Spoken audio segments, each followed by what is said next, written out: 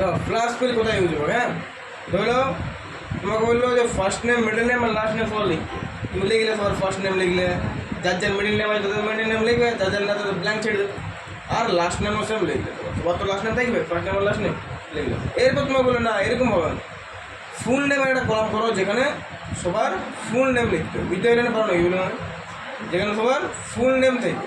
তখন আমি কী করবো, তখন ফার্স্ট যেটা আছে আমাকে এখানে একটা নাম লিখতে হবে, যে রাম কুমার রয়, প্রথম যেটা আছে রাম স্পেস কুমার স্পেস রয়, ঠিক।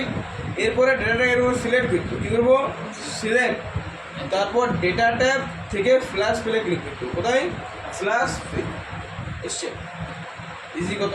কী বললাম, ফার্স্ট একবার নাম লিখতে হবে, একটা ফুল নাম লিখতে হবে, তারপর ডেটা যত বড় ডেটা দেবো সিলেক্ট করবো, ডেটা থেকে ফ্ল্যাশ ফিল, ক্লিয়ার।